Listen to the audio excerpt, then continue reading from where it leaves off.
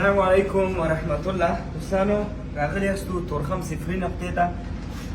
مخکې مې یو ویډیو سره هم شریکه کړې وه. عملا چارې دغه دی لګیا دي، کارونه زموږ شروع دي. سټارټ د یو تشناب څخه څلور تشنابونه دې خواته دي. دا یوازې د خویندو لپاره، هغه خویندې چې غواړي تورخم ناخواته لاړ شي، نو د هغې په خاطر باندې مو الحمدلله ستاسو په مرسته دوستانو په هلو ځلو باندې دا کار تاسو وینئ او کار به انشاءالله ډېر اساسي. استاده څنګه چل دی؟ څه کوې؟ څومره کار پاتې له خیره؟ بس کار یې سلام دغه مخه پاتې نور د خیره ټول دی کار خلاص دی. نور به له خیره برقونه مرغونه او رنګ هر څه به وشي. رنګ د خیره شروع کړي انشاءالله. بس کار خو به انشاءالله اساسي کوو.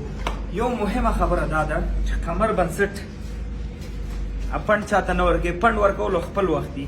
ولې مهمه خبره دا ده چې د هېواد ته باید یو څه وشي.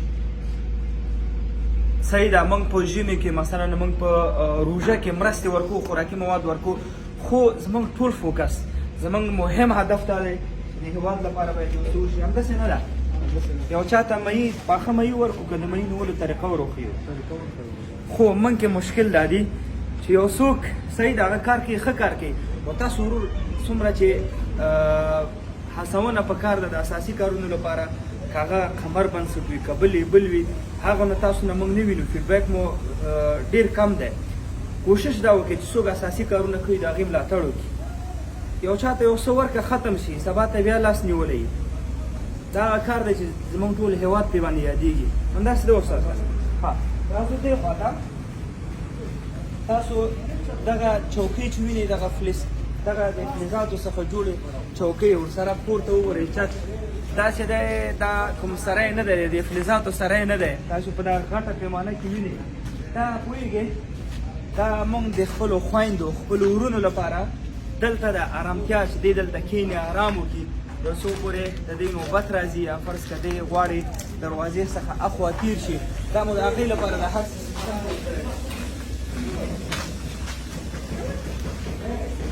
مخکې تاسو خبر وئ چې خویندې یا زموږ ورونه مریضان به قسم تکالیفو سره په اوړي کې به لمر سوځول، په ژمي کې به له یخنۍ او باران نه سره په عذاب وو.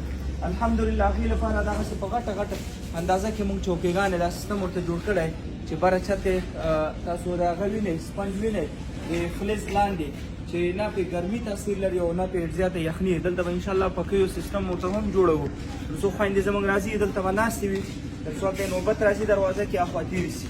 داسې وړوکی خبر نه ده. راځو مخته راځو. استاد څو چوکۍ دي ټولې؟ څلور شپېته. په دا غټه اندازه کې څو نفري چوکۍ دي؟ اته نفره په یو چوکۍ کې ځایږي او تعداد ټول څلور شپېته دی. د دواړه د هم د نارینه هم د ښځینه دوه دېرش د هغې دی. څه فکر کوې په دغه یو چوکۍ به څومره مصرف راغلی؟ په یو هر څه سره د یو چوکۍ باندې څومره مصرف؟ 8000 افغانۍ حساب تاسو لګوي. راځئ خواته بره چت خو وینئ. راځه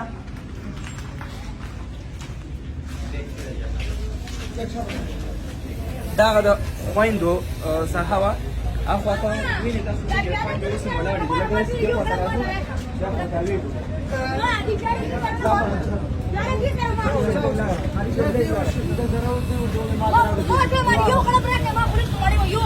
اوس ماښام دلته د کوم څه مریضان اوښتي دي، دغه د خویندو برخه ده.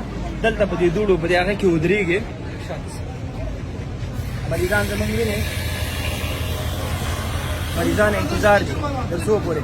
نو انشاءالله داسې سیستم به ورته جوړوي چې دی هلته ښه په ارامه ښه په طبیعت ناست وي، تر څو پورې نوبت راځي اخواته فرض که ډاکټر راځي ښه په عزت سره اخواته لاړ شي. دا زه اخواته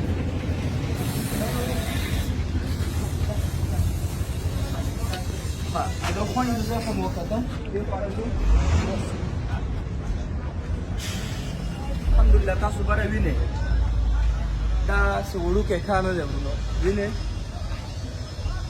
دغه مسجدو سرپناه نه وه، دلته به باران شو، دلته به لمر و، مریضان د ورونه ځینې چې به دلته د شپې پاتې شو شنه اسمان لاندې به و، نه به د پکي ترتیب ورته. دلته خو ګرمي زیاته وي، همدارنګه یخني هم زیات وي. اوس به انشاءالله هغه چوکۍ تاسو ولیدل هغه به دلته موږ لګو ورته ګرمي وي، پکي به ورته چالان وي، د میاشتو نه به بېغمه وي، او که یخني وي نو هغې ته به هم انشاءالله دا سیټ اپ ورته کوو چې دلته شپې تېرې شي.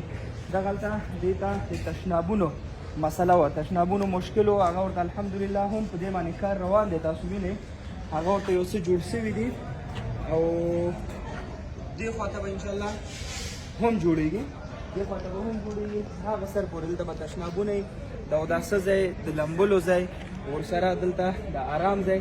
دا هر څه د قمر بنسټ لخوا کېږي، دا هر څه د قمر بنسټ له پارټنرانو سره یو ځای مخ ته روان دی. الله دې ټولو نه راضي شي. په دې کې اسلامي کوسس موږ نوم اخیستی شو، د کې HCI نوم اخیستی شو، دا ټول موږ سره په ګډه باندې انشاءالله روان دي کار کوي. یو مهمه موضوع بیا هم درته یادولی کوم ورونو، فکر وکړئ داسې یو څوک د هغې سره یو ځای لاړ شي چې هغه اساسي کارونه کوي.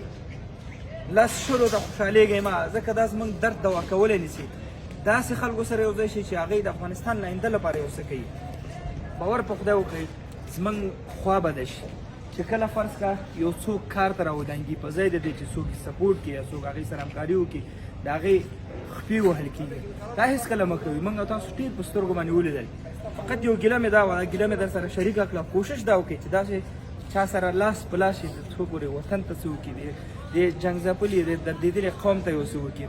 کله به چې دلته موږ راغلو دا حالات به مو دلته به مو خویندې وکتلې چې کله به د دروازې نه اخواته تېرېدله هلته به دې وکتل، فکر به دې کوو چې دا لس شپې لس ورځې دی مزل کړی دی. میاشي، جامې، خاورې، ګردونه، هر څه به پرې باندې و. لرې ځای نه به معلومېده چې د تورخم کراس کړی دی. نو دغه شي موږ ضرولو دې ته یې راوادار کړو تر څو پورې دلته داسې ځای جوړ کړو چې اخوا اوړي تر و تازه لاړ شي.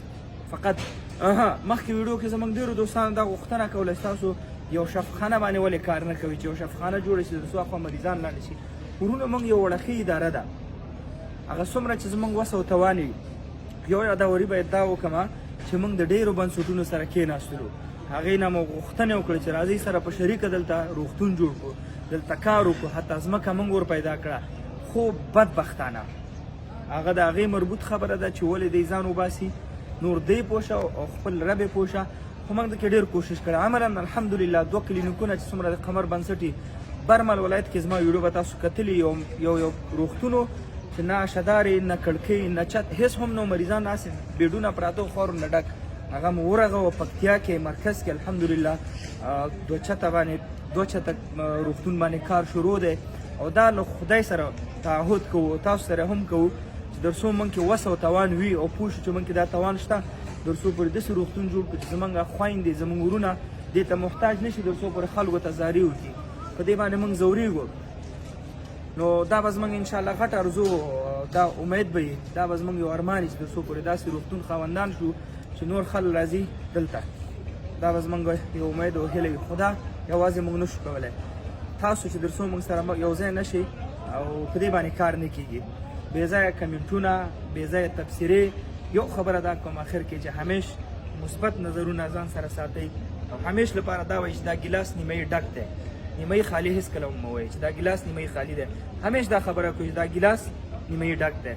ډېره مننه ویډیو سره شریکه کړئ. په الله مو سپارم. السلام علیکم ورحمت الله.